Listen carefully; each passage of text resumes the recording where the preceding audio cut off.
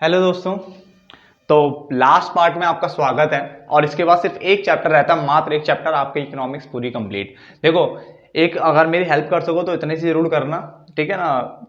ये जो आपको जो देखो मैंने नोट सारे बना के दिए थे आपको, पहली बुक की दूसरी बुक की मेहनत काफी लगी है, ठीक है, मेरी भी लगी है और आप सबका भी धन्यवाद, आपने ये वीडियोस देखी, ठीक है ना।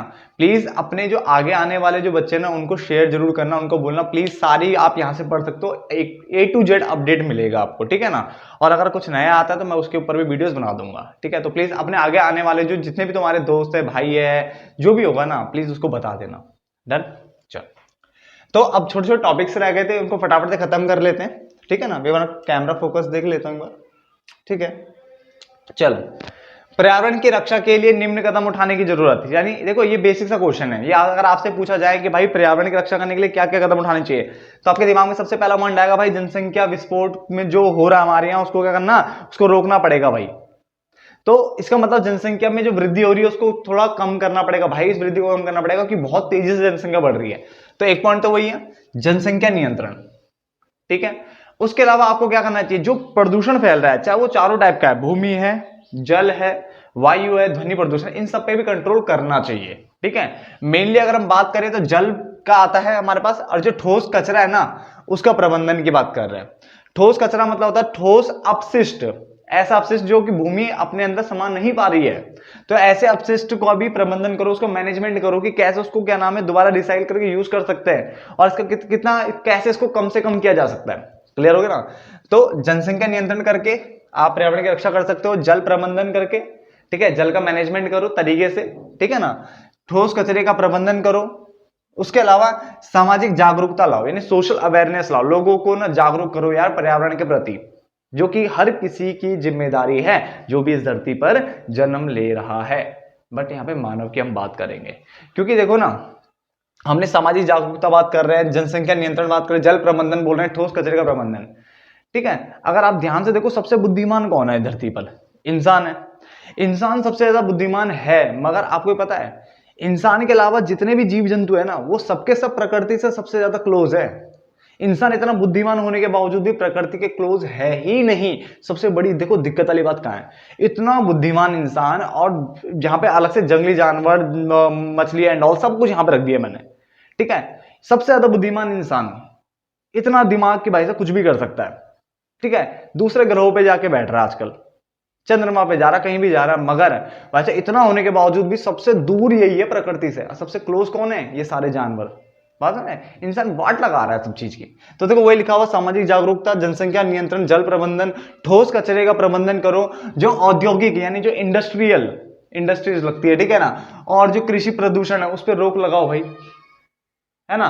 वो फार्मर क्या है, वो सब जला देते हैं, फिर देखा था ना वो कैसे धुआं धुआं फैल जाता है सब जगह, वायु प्रदूषण होता है ना। तो वो उसको करो, रोक करो। पंजाब में देखा होगा आपने कैसे करते हैं, तो उस पर रोक लगाना चाहिए, नियंत्रण करना चाहिए। साथ साथ पर्यावरण संरक्षण अधिनियम जो कानून है, पर्यावरण संरक्षण अधिनियम को का प्रवर्तन करना, प्रवर्तन बोलो, देखो प्रवर्तन मतलब हो गया लागू करना एक तरीके से। तो उस संरक्षण अधिनियम को ना बिल्कुल टाइटली अच्छे से ना लागू करो, और उसको ठीक तरीके से उसका पालन भी करवाओ लोगों से, तब जाकर के आपके पर्यावरण की रक्षा होगी, ठीक है। ये भी कुछ हद तक मैंने पॉइंट्स लिखे हैं, इसके आगे आप और भी सोच सकते हो। डन। पहले पॉइंट क्लियर हो गया, नोट डाउन कर लो बेटा। देखो इतना आसान चैप्टर है ये, इसमें आपको ज्यादा दिमाग लगाने की जरूरत नहीं पड़ेगी, एक बार पढ़ोगे समझ में आ जाएगा चैप्टर। भारत में पर्यावरण अवनति या अवश्य बोल दो, डिग्रेडेशन बोल दो, ठीक है। डिग्रेडेशन मतलब एक तरह से ह्रास होना, गिरावट होना पर्यावरण का, ठीक है ना, का द्विविभाजन डाला हुआ है। द्विविभाजन इसलिए डाला कि इसको दो भागों में पार्ट किया हुआ है। हमारे जो भारत है उसमें धनी वर्ग भी है, निर्धन वर्ग भी है, और दोनों के दोनों ना जिम्मेदार है किसके लिए, पर्यावरण के गिरावट के लिए, ठीक है ना। तो वो लिखा हुआ है, पर्यावरण, भारतीय पर्यावरण अवनति यानी अवक्षय की एक विशिष्ट द्विविभाजित अवस्था है। ये क्या है, द्विविभाजित अवस्था बताई गई है, जहां पे निर्धन हो चाहे संपन्न यानी धनी हो, निर्धन हो ये जो धनी है, दोनों वर्ग पर्यावरण की अवनति के लिए क्या है, जिम्मेदार है, पर्यावरण के गिरावट के लिए जिम्मेदार है, पर्यावरण के अवक्षय के लिए क्या है, जिम्मेदार है। भारत में पर्यावरण अवनति के निम्न मुद्दे हैं, मुद्दे जो है निम्नलिखित हैं, आप ऐसे लिख सकते हो। पहला, भूमि की अवनति यानी भूमि को नुकसान, ठीक है, भूमि का डिग्रेडेशन, डिग्रेडेशन ऑफ लैंड। तो डिग्रेडेशन ऑफ लैंड यानी भूमि की अवनति, पहला पॉइंट यही है। दूसरा वायु प्रदूषण, मेन जो पॉइंट है ये आपके बुक में लिखे हुए बेटा, जल प्रदूषण और साफ पानी का प्रबंधन करना, ये भी दिक्कत है एक, ठीक है। पर्यावरण में जो दिक्कत आ रही है वो क्यों, क्योंकि आपके यहाँ भूमि की अवनति हो रही है, वायु प्रदूषण है, जल प्रदूषण है, तथा साफ पानी का प्रबंधन यानी मैनेजमेंट करना, प्रबंधन मतलब मैनेजमेंट करना साफ पानी का, ये दिक्कत है। ठोस कचरा यानी ठोस अपशिष्ट का प्रबंधन कैसे करे, उसका मैनेजमेंट कैसे करे, वो दिक्कत आ रही है ना। और जैव विविधता की हानि, जैव विविधता मतलब होता है जैसे आपके जो वनस्पति है, जैसे मान पेड़ पौधे हो गए, जंगली जानवर हो गए, मछली हो गए, भाई साहब लगातार खत्म होते जा रहे हैं, लगातार इनको नुकसान पे नुकसान पहुंचता जा रहा है, इनकी हानि हो रही है। एक टाइम ऐसा आएगा बेटा जब सब कुछ खत्म हो जाएगा, देख लेना, अगर अभी भी नहीं संभले तो। सबसे अच्छा चैप्टर है, बिल्कुल प्रैक्टिकल चैप्टर है कि आपको क्या करना चाहिए क्या नहीं करना चाहिए। अरे बैठा लो दिमाग में यार कि कम से कम कुछ जानवर की आपको मदद करनी है, पेड़ पौधे आपको लगाने हैं, गमले लगाओ यार, कुछ तो करो, आए हो तो कुछ तो करो, ठीक है। अगला पॉइंट पढ़ते हैं, सबसे पहले भूमि की अवनति, क्योंकि हमें थोड़े थोड़े पॉइंट सबको देखना पड़ेगा, ठीक है। सबको ये वाला पॉइंट मैं नहीं बताने वाला, जहां तक है देखेंगे, पर जो जो अच्छा लगे वो बताते हैं। भूमि की अवनति के ऊपर क्वेश्चन आ जाता है, डिग्रेडेशन ऑफ लैंड क्या होता है। तो डिग्रेडेशन ऑफ लैंड का मतलब होता है भूमि के जो उपजाऊपन की हानि, यानी जो भूमि का उपजाऊपन है ना बेटा, वो लगातार खत्म होता जा रहा है। पहले भूमि में क्या क्या उगता था, अब तो बेटा क्या क्या बुरा हाल कर दिया इंसानों ने। तो इसका अर्थ होता है भूमि के उपजाऊपन की हानि, जो कि अनुचित भूमि उपयोग यानी गलत तरीके से भूमि का उपयोग करना, अनुचित ही भूमि का प्रबंधन करना, यानी भूमि का जो मैनेजमेंट है ना वो बिल्कुल अनुचित है। तो अनुचित भूमि उपयोग और अनुचित ही क्या है, भूमि का प्रबंधन है, ठीक है ना। अनुचित भूमि प्रबंधन, भूमि का उपयोग और अनुचित भूमि का प्रबंधन क्रियाओं के कारण होता है। यह आमतौर पर किसके कारण, देखो कितने प्यार से लिखाया है, देखो यहाँ पे गर्व, देखो मानवीय गतिविधियों के कारण हो रहा सब कुछ है, ठीक है ना। तो यह आमतौर पर मानवीय गतिविधियों के कारण होता है, जिसमें आपका मिट्टी हो गया, पानी, वनस्पति की जो स्थिति है, ठीक है, वनस्पति की स्थिति की समग्र, समग्र को आप बोल सकते हो कुल, मैंने बता रखा था समष्टि में, समग्र मतलब होता है टोटल यानी ओवरऑल, ओवरऑल यानी कुल बोलो, सामूहिक बोलो, ये समस्त बोलो, ओवरऑल, है ना। तो ये क्या कह रहा है, यह आमतौर पर मानवीय गतिविधियों के कारण मिट्टी, पानी, वनस्पति की स्थिति, ठीक है, कि समग्र या ओवरऑल गुणवत्ता में क्या करना, गिरावट को बताता है। यानी अभी गिरावट क्यों आ रही है, मिट्टी में गिरावट, पानी में गिरावट, वनस्पति की स्थिति में गिरावट, और ये किस कारण, मानवीय गतिविधियों के कारण आती है। तो ओवरऑल जितनी भी गिरावट आ रही है ना, ये उसको बता रहा है भूमि की अवनति। क्लियर हो गया, फटाफट से नोट डाउन कर लो उसे, ठीक है। ये चैप्टर खत्म करते हैं जल्दी से जल्दी, तो आगे बढ़ते हैं। देखो आगे क्वेश्चन क्या हमारे पास है कि भूमि का निम्नीकरण या भूमि निम्नीकरण बोल दो, ठीक है, या भूमि की अवनति के लिए उत्तरदायी कारक, यानी जो डिग्रेडेशन ऑफ लैंड हो रहा है उसके लिए क्या क्या कारक, कौन कौन से ऐसे कारक है जो उत्तरदायी है, ठीक है ना। तो मेनली तो बच्चे पता ही आपको, मानव ही है, ठीक है। अब क्या क्या हो रहा है ध्यान से सुनो। पहला, अनुचित फसल चक्रण, यानी जो फसल का जो चक्रण है वो बिल्कुल गलत तरीके से कर रहे हैं आज के टाइम पे, जिससे मिट्टी के जो उपजाऊपन है ना उसको हानि पहुंच रही है। तो जो चक्रण है कि अब इस मौसम में ये उगाना चाहिए, तो बिल्कुल बिल्कुल बदल दिया है। लोग पैसों के चक्कर में कुछ भी रासायनिक खाद डाल डूल के उगा रहे हैं, कुछ भी कर रहे हैं, ठीक है। तो चक्रण बदल दिया है, ठीक है ना। नंबर 2, वनों की कटाई के कारण होने वाली वनस्पति की हानि, वनों की लगातार कटाई होती जा रही है, जिसके कारण क्या भूमि को क्षति पहुंच रही है। आगे, अत्यधिक चराई, ज्यादा जो क्या है चराई करवा रहे हैं जानवरों से, तो उससे भी दिक्कत हो रही है। सिंचाई व्यवस्था का अनुचित नियोजन, यानी जो सिंचाई यानी जो इरिगेशन फैसिलिटीज है, ठीक है, सिंचाई की जो व्यवस्था है उसका अनुचित नियोजन है। अनुचित नियोजन मतलब कि गलत प्लानिंग, बेकार प्लानिंग हो रही है, और बेकार ही क्या उसका मैनेजमेंट है, प्रबंधन भी बेकार है। भूजल का सबसे ज्यादा उपयोग किया जा रहा है आजकल, समरसीवर एंड ऑल यूज आपको पता ही होगा। अत्यधिक उपयोग कह लो या भूजल का अत्यधिक निष्कर्षण कह लो। वनों में आग, ये भी भूमि की क्षति करता है। कृषि रसायनों, यानी जैसे उर्वरक हो गया, आपका कीटनाशक हो गया, उनका अविवेकपूर्ण उपयोग, एवं फालतू बिना सोचे समझे उपयोग कर रहे हो, तो इससे भी दिक्कत हो रही है। तो कुछ बेसिक से पॉइंट्स थे जो कि आपको याद रखने होंगे। वाहन उत्सर्जन, यानी वाहनों के उपयोग में भारी वृद्धि, वाहनों का ज्यादा से ज्यादा प्रयोग करना, उसको कहते हैं वाहन उत्सर्जन, ठीक है। औद्योगिकीकरण, ये दोनों वायु प्रदूषण के मुख्य क्या कारक है, क्योंकि वाहनों से जो धुआं निकलता है वो क्या करता है, वायु प्रदूषण का मुख्य कारक है। और सबसे बड़ी बात है, कहीं पहले 1951 में आई थिंक 3-4 करोड़, पता कितना था, अब ये 23 करोड़ के आसपास पहुंच चुके हैं वाहन भी। तो सोचो वाहन लगातार बढ़ते चले जा रहे हैं, ठीक है ना। आगे, भारत विश्व के सर्वाधिक औद्योगिक देशों में से कौन सा है, 10वां देश है, ठीक है, इनको रिपीट इसलिए नहीं कर रहा हूं क्योंकि ये बच्चे सिंपल सिंपल से पॉइंट्स है, ऐसे याद हो जाएंगे। तो 10वां औद्योगिक देशों में से कौन सा देश है? 10वां, जहां पे ज्यादा इंडस्ट्रीज आपको देखने को मिलेगी। ठीक है, चिपको तथा अपिको आंदोलन, बच्चे देखो ये आपको पता होना चाहिए, इसलिए मैं उसके बारे में थोड़ा बहुत बता देता हूं आपको। ठीक है, ये पता होना चाहिए इसलिए इंपॉर्टेंट लिख रहा हूं, ठीक है ना। बाकी बुक में खाली थोड़ा दिया हुआ है, बॉक्स में हिंट दिया हुआ है। चिपको तथा अपिको जो था आंदोलन था, दोनों का पहले दोनों शब्द होते क्या है? तो दोनों शब्दों का अर्थ है बाहों में भरना। इसमें लोगों ने क्या करा था, पेड़ों को ना गले लगा दिया था, है ना, अपने हाथों से ऐसे मतलब गले लगा दिया था।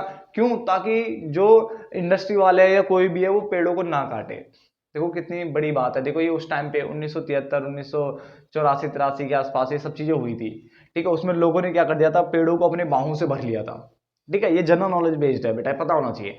बाहों में भर लिया था, तो उसको कहते हैं चिपको अपिको, यानी चिपको मतलब ऐसे चिपक जाना, ठीक है ना, और अपिको भी बेटा वही है, दोनों का मतलब बाहों में भरना होता है। भारत में वनों को बचाने के लिए तथा वन विनाश को रोकने के लिए ये आंदोलन हुए थे। कितनी बड़ी बात है, जिसमें हिमालय में तो चिपको आंदोलन हुआ था और कर्नाटक में अपिको आंदोलन हुआ था। इन्हें चिपको का ही नाम बदल के अपिको कर दिया था वहां पे, अपिको आंदोलन, ठीक है ना। चिपको आंदोलन उसी को अपिको बोला हुआ वहां पे, ठीक है, कर्नाटक में। चिपको आंदोलन 1973 में उत्तराखंड में लागू हुआ था। ठीक है, कहां पे? 1973 में उत्तराखंड में हुआ था, ठीक है ना। जबकि अपिको आंदोलन 1983 में कर्नाटक में लागू हुआ था। और इन्होंने इतना मतलब जबरदस्त वो किया था, 12,000 से ज्यादा पेड़ इन्होंने बचा दिए थे। सोचो कितनी बड़ी बात है। लोग सारे क्या है वहां पे ना, सिरसी जिले कोई ऐसा कुछ है, वहां पे क्या उन पेड़ों के गले लग गए थे और उनको काटने से, कि अगर तुम काटोगे तो हमें भी काट दो साथ में। तो इतना कुछ कर दिया था उन्होंने, बिल्कुल गले लग गए थे कि काटने ही नहीं देंगे, जो करना कर लो। तो काफी बड़ा आंदोलन हुआ था, इन्होंने काफी सारे पेड़ पौधों को बचाया था उस टाइम में, ठीक है ना। तो सोच के अच्छा लगता है कि भाई साहब इन्होंने कितना बड़ा मतलब योगदान दिया था, ठीक है ना, ताकि वन विनाश को बचाया जा सके, वनों को, ठीक है, बचाया जा सके। बट आज का बंदा, जो आज का इंसान है, वो क्या अपना पेट भरने के लिए बच्चा कुछ भी करे जा रहा है, ठीक है। तो पहले के लोगों में कितना मतलब समझदारी थी, सूझबूझ थी। आज के लोगों में उससे ज्यादा समझदारी होनी चाहिए थी, ज्यादा सूझबूझ होनी चाहिए थी, बट वो है नहीं। इस चैप्टर में ये बातें बाहर निकल रही है मन के अंदर से, क्योंकि ऐसा कुछ देखने को मिल रहा है, ठीक है ना। तो ये इसके बारे में आपको पता होना चाहिए था। आप थोड़ा सा, मैंने थोड़ा ही लिखवाया, ज्यादा नहीं लिखवाया, तो इतना उतार लो आप, ठीक है ना। चलो फटाफट से नोट डाउन कर लो।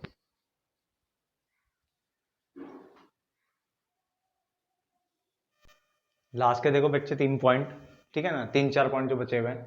देखो मैंने आपको कहा था 15 मिनट से पहले वीडियो खत्म हो जाएगी। देखो ये हो गए बेसिक से पॉइंट्स है सारे, ठीक है ना। देखो क्या लिखा है, डैश को बिखरे कण कहा जाता है, पराग, पराग को क्या कहते हैं, बिखरे कण कहा जाता है। उसके अलावा सीपीसीबी यानी सेंट्रल पॉल्यूशन कंट्रोल बोर्ड, कौन है, सेंट्रल पॉल्यूशन कंट्रोल बोर्ड ने बड़े तथा मध्यम पैमाने के उद्योगों की 17 श्रेणियों की क्या की थी, पहचान की थी, जो कि वायु प्रदूषण फैलाने के क्या है, के वायु प्रदूषण फैलाने वाले उद्योगों के रूप में की है। यानी ये वायु प्रदूषण सबसे ज्यादा फैलाते हैं, बड़े पैमाने पर क्या करते हैं, वायु प्रदूषण फैलाते हैं। ऐसे 17 श्रेणियों की क्या करी इन्होंने, पहचान की। उद्योगों की 17 श्रेणियों की इन्होंने पहचान की। किसने, सीपीसीबी ने। सीपीसीबी मतलब सेंट्रल पॉल्यूशन कंट्रोल बोर्ड, यानी केंद्रीय प्रदूषण नियंत्रण बोर्ड, आपको पता होना चाहिए। इसको सिर्फ प्रदूषण नियंत्रण बोर्ड भी आप बोल सकते हो। इसकी स्थापना 1974 में हुई थी, ठीक है।